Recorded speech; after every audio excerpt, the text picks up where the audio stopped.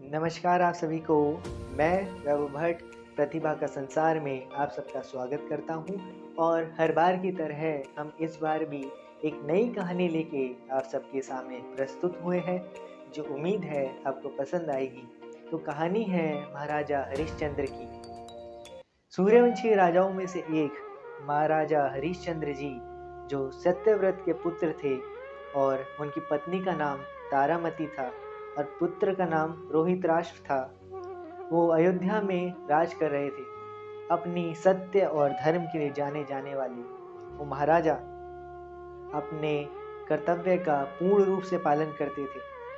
तो अचानक विश्वामित्र ने सोचा कि क्यों ना मैं राजा हरिश्चंद्र की परीक्षा लूं कि वो कब तक सत्य, न्याय और धर्म के लिए लड़ सकता है और उसके लिए खड़े रह सकता है। तो अचानक महाराज हरिश्चंद्र के सपने में विश्वामित्र आते हैं और उनसे राजपाट दान में मांग लेते हैं और हरिश्चंद्र जी सपने में ही अपने राजपाट का दान विश्वामित्र को कर देते हैं। अगले ही दिन जब राज दरबार लगा होता है तब विश्वामित्र वहां पे आते हैं और महाराज से कहते हैं कि महाराज, पिछले सपने में मैं आपके स्वप्न में आया था, आपको याद होगा। तो आपने ये पूरा राजपाट मुझे दान में दे दिया था अपने स्वप्न में। तो महाराज कहते हैं कि हाँ विश्वामित्र जी, आपको मैंने अपना पूर्ण राजपाट स्वप्न में दान किया था, इसलिए ये राजपाट अब से आपका हुआ। तो एक परंपरा थी कि दान करने के बाद दक्षिणा देना गुरु को आवश्यक होता है। तो दक्षिणा के रूप में हरिश्चंद्र जी कहते हैं कि सिपाहियों, कुछ सोने की अशर्फियां ले आओ और विश्वामित्र जी को दे दो। तब विश्वामित्र जी क्रोध में कहते हैं कि राजन, 1 मिनट रुकिए। जब ये पूर्ण राजपाट आप मुझे दे चुके हैं तो यहाँ की अशर्फियां, यहाँ का खजाना, सब पे अधिकार मेरा हुआ। तो आप गुरु दक्षिणा में मेरी ही वस्तु मुझे किस प्रकार दे सकते हैं? विश्वामित्र की ये बात सुन के राजन चकित हो गए और आश्चर्य में आ गए कि मैं विश्वामित्र की दी हुई वस्तु उनको किस प्रकार दे सकता हूँ। और बात भी सही थी। तो एक परंपरा पहले चलती थी कि मनुष्यों को बेचा जाता था पशुओं के समान। तो राजन ने सोचा कि मैं क्यों ना अपने आप को बेच के इनका कर्ज चुकाऊं। तो वो निकल पड़े काशी की ओर।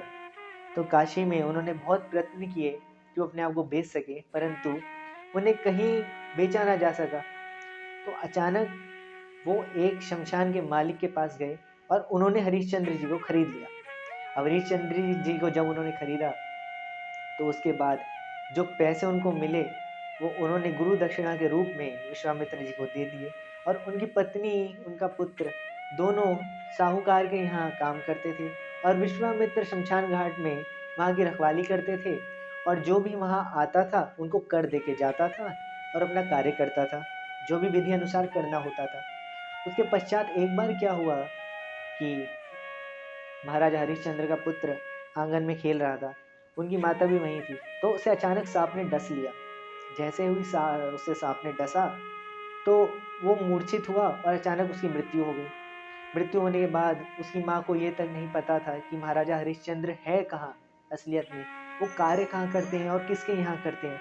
तो बहुत दुख में आई और उन्होंने क्या किया, उस वक्त कुछ तरीका नहीं था सोचने का कि वो क्या कर सके।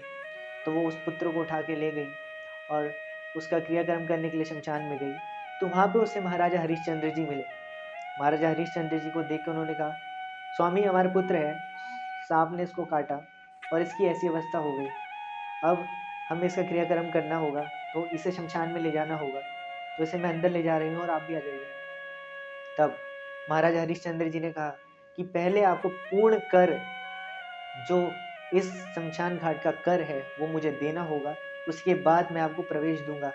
ये जानते हुए भी कि पुत्र की मृत्यु हो चुकी है, पत्नी रो रही है, पुत्र का अंतिम संस्कार होना है, उसके पश्चात भी वो कर मांगने में लगे थे। वो कह रहे थे कि अगर मैं अपने मालिक के साथ धोखाधड़ी करूंगा तो शायद ये कहीं ना कहीं धर्म के खिलाफ होगा, सत्य के खिलाफ होगा, इसलिए पहले कर तो आपको देना ही पड़ेगा, उसके बाद ही आप अंदर जा सकोगे। और अगर आपके पास कर चुकाने का मूल्य नहीं है तो एक काम कर सकते हैं, मैं आपको प्रवेश दूंगा ही नहीं यहाँ से अंदर जाने का। तब अचानक विश्वामित्र जी प्रकट हुए। उन्होंने कहा, राजन, मैं आपकी परीक्षा ले रहा था कि आप कितनी देर तक सत्य और धर्म के लिए खड़े रह सकते हैं। आप इस परीक्षा में सफल हुए, आपने अपने परिवार को नहीं देखा, किसी को नहीं देखा, तो आपसे बड़ा सत्य का पालन करता शायद ही मैंने अपने जीवन में देखा हो। और आगे जब भी सत्य का नाम लिया जाएगा, धर्म का नाम लिया जाएगा, आपका नाम प्रथम आएगा, क्योंकि आपने धर्म और सत्य के लिए अपने परिवार तक की कुर्बानी दे दी, अपने परिवार तक को त्याग कर दिया। आपके ऐसा राजा शायद ही हमें मिले। महाराजा हरिश्चंद्र जी ऐसे ही थे, सत्य और धर्म के लिए खड़े रहे और जीवन भर सत्य और धर्म की ही राह पर चलते रहे। इस कहानी से ही प्रेरणा मिलती है कि इंसान के रास्ते में मुसीबत कितनी भी आए, किंतु उसे सत्य का साथ कभी नहीं छोड़ना चाहिए।